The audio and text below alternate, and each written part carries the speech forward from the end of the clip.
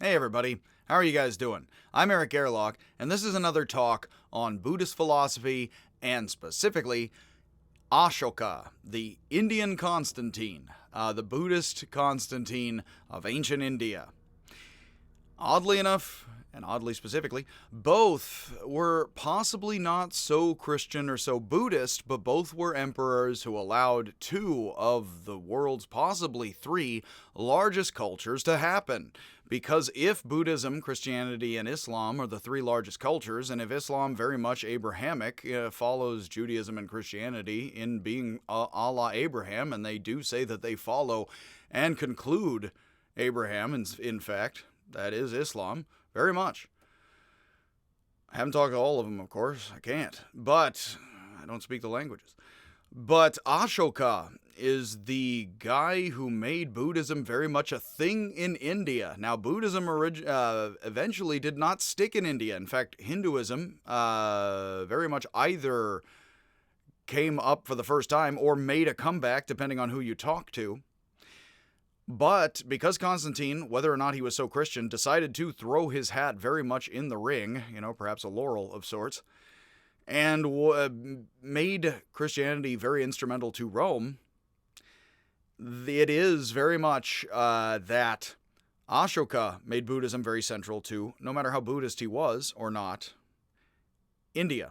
So that actually sets the stage for Buddhism, Christianity, and Islam, a lot between the two of them, doesn't it? So we're not going to talk about Ashoka. There is, again, a pacing cat.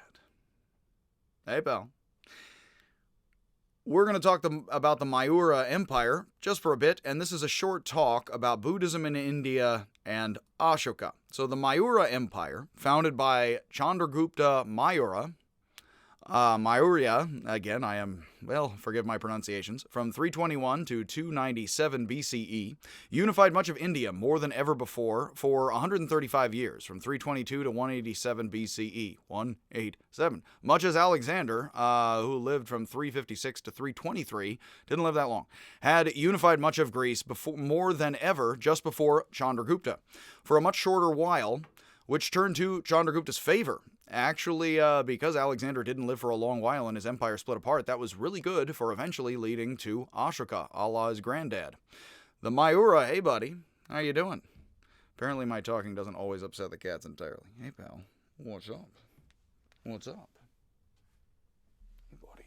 Oh, he's purring. What do you think? Well, he's silent now. He needs down. All right.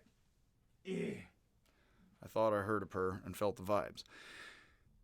Tried to put it to the mic, but it dropped.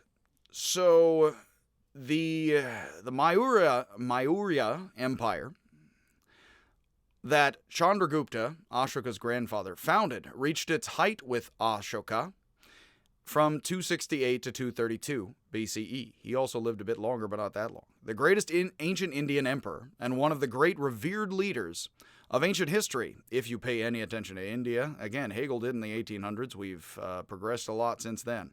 As well as the first Buddhist emperor, the individual who most helped Buddhism become a worldwide religion and philosophy.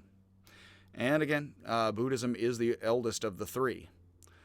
According to early Indian Buddhists, the Nanda were Thebes who rose to be rulers over much of northern and central India, who were justly overthrown by Chandragupta. Guess how all the propaganda, again, in the culture works out? Well, the victors, you know what I mean, and victorious. Chanakya, again, Chanakya, I think to try to pronounce all the syllables equally rather than second to last. So instead of Chanakya, instead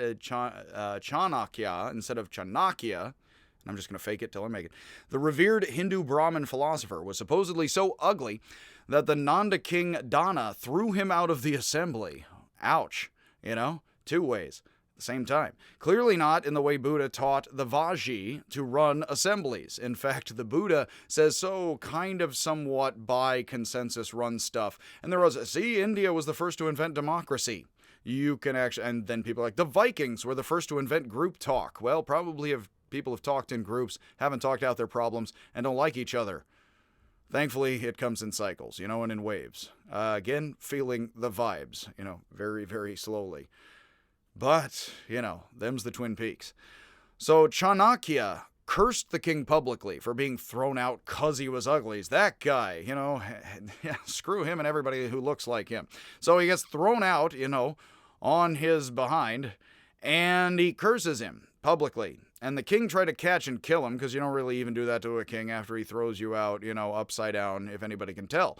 But he escaped disguised as a follower of Gosala, the philosopher with the ball of twine. Gosala could have been the Buddha or Mahavir. He had a following. He was a contemporary of theirs. And he says, well, you can't really fast or diet or meditate. You just have to kind of let yourself unwind like a ball of twine, everything wound up in you once you know how to kind of face east better, as the, I believe Confucians might say, southeast or face south.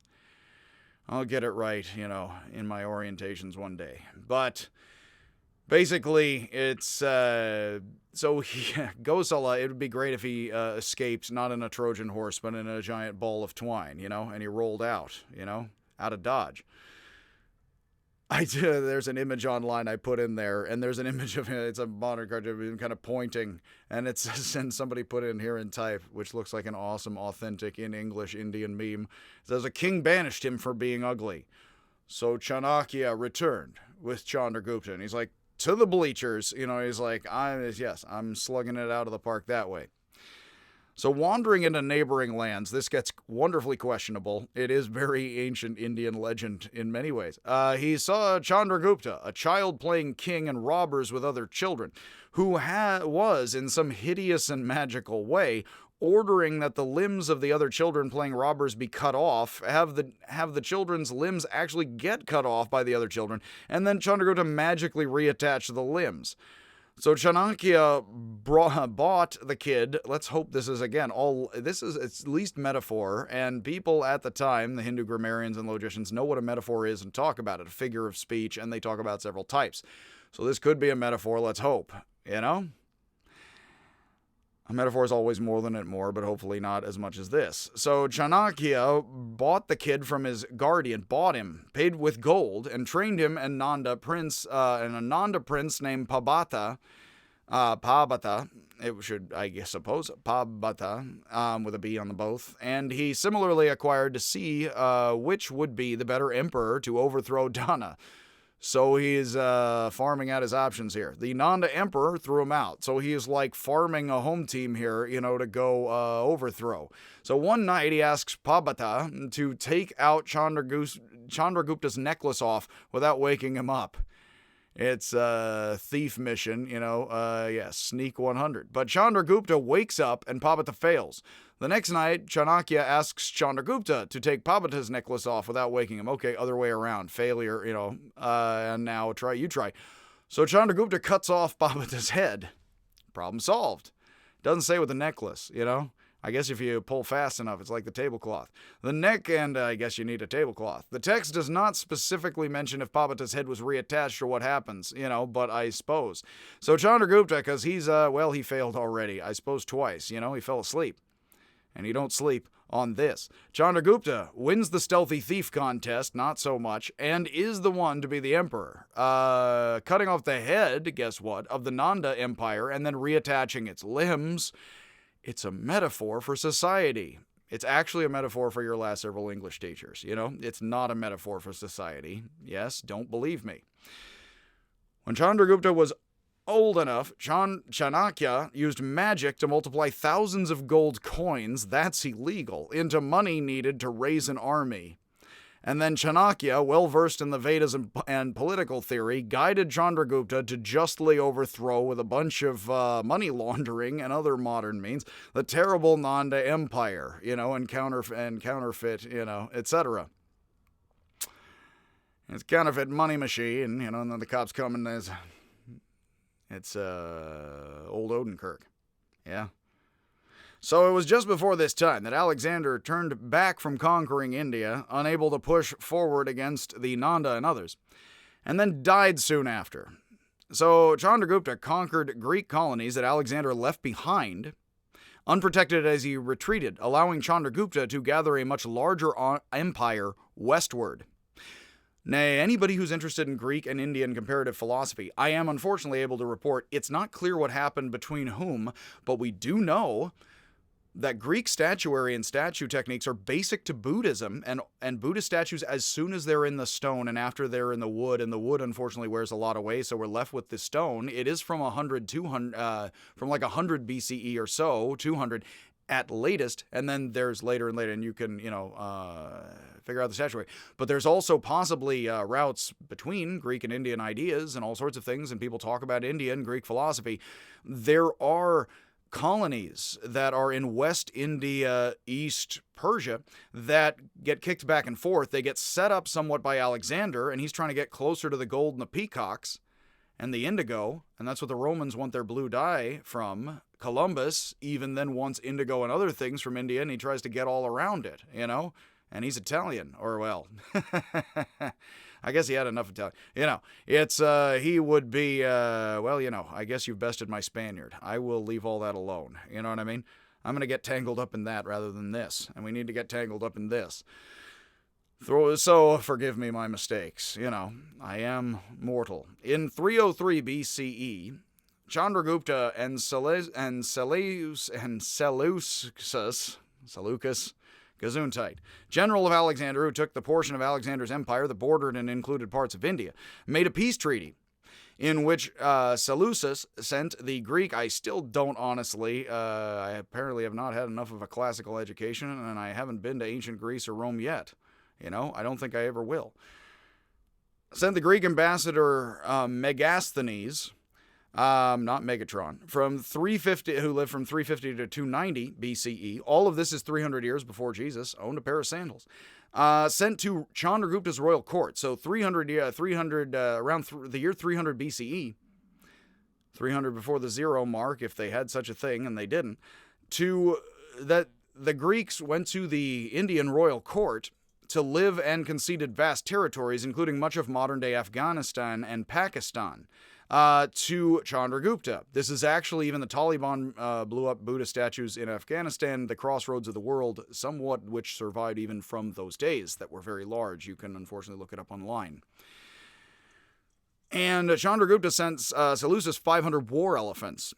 Later, Chandragupta sent Seleucus powerful aphrodisiacs that make people into people, I guess eventually, and powerful anti-aphrodisiacs, it is recorded, which I guess prevent people from happening, although you need people for all that, both. So Megasthenes wrote a book, now, again, I'm unfortunately reminded of the Professor Brothers, in which the old prophet, and he shaked his de-sexing stick most unsexily, in the Old Testament. It's like, no, Freud would have a field day. So Megasthenes wrote a book now lost about India called Indica. I'm from Berkeley. We don't know what that is. Mentioned later by the Roman historian and decent beer Pliny the Elder. In the book, Megasthenes claimed that the wisest Indians know that Dionysus, the Greek god of wine, passion, and ecstasy, not the club drug, taught the Indians how to grow food, make wine, and worship the gods, ruled India for 50 years, and then died of old age. Nice. Old age. Indians... That wouldn't have impressed the Indians at all. Indians also claim that Hercules was from India, with the club and the lion's skin, and that Hercules founded Pataliputra, which became Chandragupta's capital city. The city where Megasthenes wrote this. He also identifies the Brahmin priests as philosophers, the highest caste, as Plato says about Egyptian priests also. The Greeks called Chandragupta Sandrokotos, or Sandrokotos. Yes. Chandragupta Sandrokotos. In the incredible story of Chandragupta's son's birth, so now we're between the two, and the ferns, Chanakya mixed poison into the king's food, bit by bit, to make him immune. What does this sound like? Much like the Dread Pirate Roberts does in The Princess Bride, and again, India and others bested our Spaniard. Unfortunately, the king didn't know, and the Portuguese occasionally. Again, I'm reminded of the Trans and the Goa. Unfortunately, the king didn't know. I will go on. And the king fed a bit to the pregnant queen. That's an accident. So Chanakya cut off her head, presumably to stop the bit of poison in its tracks. You know what I mean? He's like, no, poison, stop, mid-neck, thwonk. Good job, Chief. Without much time to tell the king what he is doing, and then kept the fetus in the belly of a goat for a week. Now, this actually, again, if this sounds like weird conspiracy theories, I know there's things online right now. Please don't read a bunch into all of this, you know what I mean? Or think India's ancient evil, please. Or, I don't whatever. But this does actually sound like practices of people practice things on horses and medical techniques and other things like that. I don't necessarily mean even in ancient times this. You actually can find, even people may remember, in modern times, in India, some hardlining folks have claimed, often in the name sometimes of nationalism, that actually test tube or in vitro fertilization and other things were invented in ancient India. And you're like, what? They're actually referring to points like this. And they're like, no, see, that was the science we have today, and actually that was back then. All I'm going to say is this is what this says, and I don't even know if this happened successfully, but they may or may not have had techniques somewhat like this, like what you would have with horses and other things. Again, I would just have you research that part of it on your own, and that's not my area, thankfully. I stay clear, of anything behind a horse. So, until like an empire, until Chandragupta's son, particularly one with chariots, all these cultures mentioned chariots as central philosophical examples for the mind. And I read that many years until I read in a book, and where do you think empires with chariots are all alike from? Well, chariot was important to all these people. That is, pretty cool. Helps you a lot versus other people, By itself, it just spins around in a circle, doesn't do anything. Get it going, though, and there goes empire. Chandragupta's son and Ashoka's father, Bindusara, was born from the belly of a goat. I won't make, I'll just, pass that one by. I am not clear on what this may have to do with, again, those claims of natal techniques or stem cell research, which you actually can find, on the Googles. So, the Jains claim Chandragupta, I am passing all that by without judging. Again, I'm not actually being critical, but I like to wonder about humanity, of course. The Jains claim Chandragupta followed Jainism, and near the end of his life became a monk, left all his power and wealth, and died peacefully in the forest by fasting, as is the honored Jain thing to do at the end of life. Chandragupta's son Bindusara was not a Jain, but an Ajivika, a follower of Gosala, with the ball of twine. This is another point where actually recent scholarship has more admitted. You do know it seems like Gosala could have been a major thing as such. The Jains weren't as much as the Buddhists later, and Gosala wasn't as much as the Jains. But his power and court were interconnected with many powerful Hindu Brahmins. Bindusara's son Ashoka, however, went on to not only be one of the most successful emperors in history, but instrumental to the spread of Buddhism beyond Gosala, the Jains, and even Hindus. I will point out I have in the notes, yes, awesome images, which I have unfortunately somewhat stolen, let's hope not entirely, from passed along, let's say, of recent Indian movies about Ashoka. And I'm sure it's a bunch of awesomeness. I have not watched them. The Ashoka, whose name means painless or without fear. Without fears, fear, all the plural implied, of course, ruled most of India for over 30 years, meaning the plural, the singular is the same. The 268 to 232, the first to gather much of India into a single political body, Ashoka. According to Buddhist sources, which the scholars have mentioned to emphasize the transformation of Ashoka from fierce and evil to compassionate and good, like Constantine, who repented very much, and I'm going to be very Christian now, and sort of, there's not a lot of record he did much that was Christian, but his mother was very devotedly Christian. So, there's been a lot of wars, a lot of division in the political body. Let's have religion, and let's all settle into this sort of form, because you know what, I feel really bad, and this is a whole loving sort of thing, so let's all be very loving in this whole thing, which I think is very inspiring. Am I practicing it a lot myself? Sorta, as far as the record shows, not really. Is Ashoka and Constantine with Buddhism and Christianity. So, Bindusara is still a jerk here. He is not converted. So, he wanted his eldest son to succeed him, but Ashoka tricked his older brother into falling into a pit of hot coals, and then killed the rest of his 99 brothers, such that he might have a problem. But a brother ain't one. Other than his one brother, Tisa, actually, is one. Ashoka built a torture chamber that was beautiful on the outside and horrible on the inside, to consolidate his power by terrifying his rivals. But during the terrible and costly war he waged against the Kalinga, he saw so much death and destruction that he converted to Buddhism, set up pillars and edicts, bunch of propaganda, bunch of statues, bunch of stuff, sent missionaries, evangelicals, and established monuments at sites of the major events in the life of the Buddha that provide for pilgrimages, like poles climb on their knees, here and there. So let's go to the polls. The flag and emblem of India today bears Ashoka's wheel. Now, interestingly enough, the wheel is a symbol of Dharma and teaching, ongoing, continuing series, permanence and establishment of the ongoing of something. So the wheel is a symbol across Indian thought, as is the vehicle, like the people, like your body, like your mind, etc., which it serves all of those things, ferrying things along down a river. But the symbol in the middle is actually Ashoka's wheel. You often also see the three-faced lion facing three directions, which is the three pillars also of Buddhism. And you see three pillars and other assorted symbols. Ashoka was the first to unify much of India, so while that is legitimately a Hindu symbol, actually that is a nod to Ashoka, and even Buddhism in the middle of the Indian flag in India is a quite devotedly Hindu nation. As a first and foremost, as a nation, it is full of Indians, And he used Buddhism, Ashoka, to unify his empire, of course, as great empires and empires have done today and do today.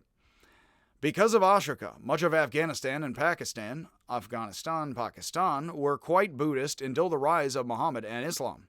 Unfortunately, this is, again, a bit of the Taliban. Well, bits of other things. So, the Edicts of Ashoka are public texts. They're carvings on walls and pillars, often topped with three lions, but sometimes a single lion, a bull, or a horse, all symbols very, if classical ancient civilizations, powerful civilizations, notice lion, bulls, and horses, what roles those would play in society and not, and this and that.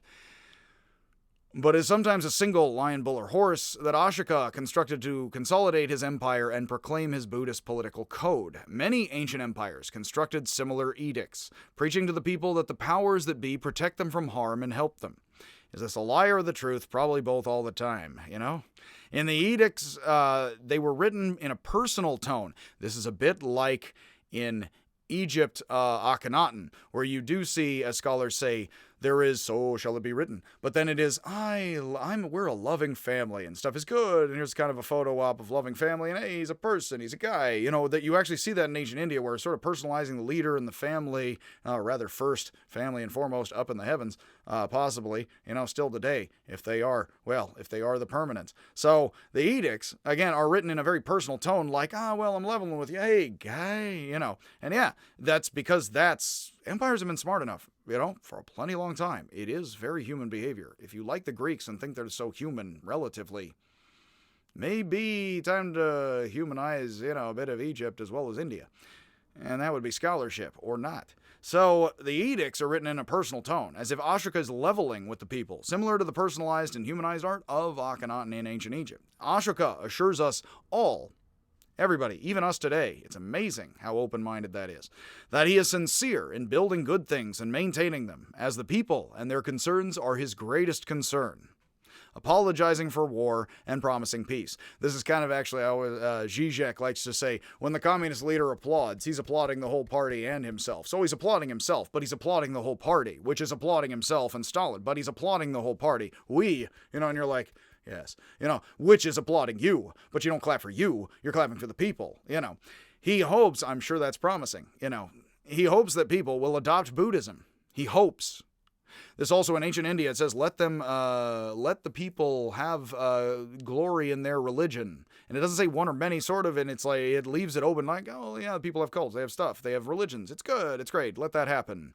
How much? Well, it doesn't say exactly, it's probably problematic, it's all issues and problematic, in academic talk. And that was ancient Egypt, of course. I mean, the hieroglyphs, really stood out.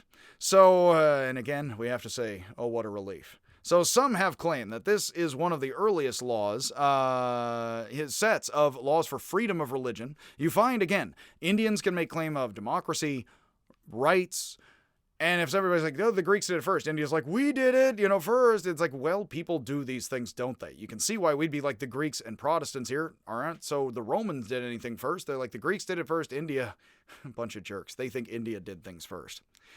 I don't trust people like that myself, I don't trust myself. So some have claimed that this is one of, again, the earliest of civil rights codes, but similar statements can be found in Edicts of Egypt. You find people saying that about the Bible. This is actually, I found evangelicals lately who say, it's like the Bible talks all about the Bill of Rights and freedom right now. It's like, well, the Bible talks about freedom for you and I or any Israelite right now, but that would be in different kinds of freedoms and contexts and practices. So sure, it does talk about freedoms. That doesn't mean they were saying the Bill o' Rights, but you could say Israelites thought enough like you and I that they probably were concerned with not being locked down and slaves and everything. So yes, they were concerned with freedom and they talk about it. But that doesn't necessarily mean, while left and right-wing people read the Bible in all kinds of ways, in liberatory ways for themselves or not, it doesn't necessarily mean, it can mean, and it does, and it's powerful. I'm not telling you it doesn't. Of course, the Egyptians and the Indians talk about freedom, I don't mean the Israelites don't. So, of course, that's not especially American, but heck, it can be for you and I. It depends what inspires you or what you're connected to, I guess.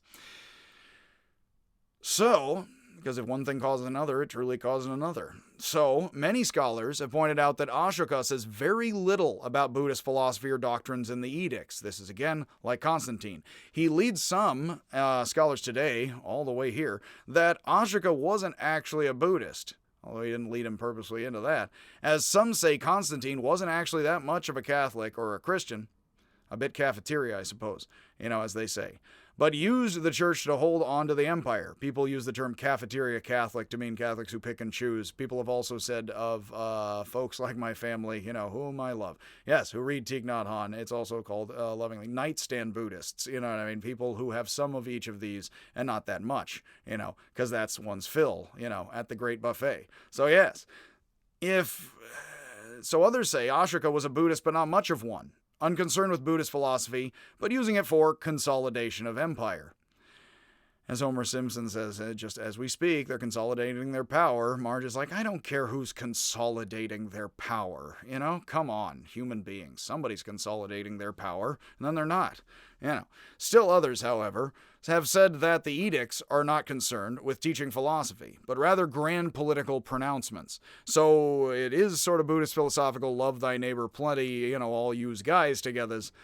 But of course, it's more concerned with we're all here together, hooray. It is not exactly the most precise of Buddhist texts at all, of course. In fact, he avoids that enough. It's like, is this even a Buddhist text? Plenty. It says it is.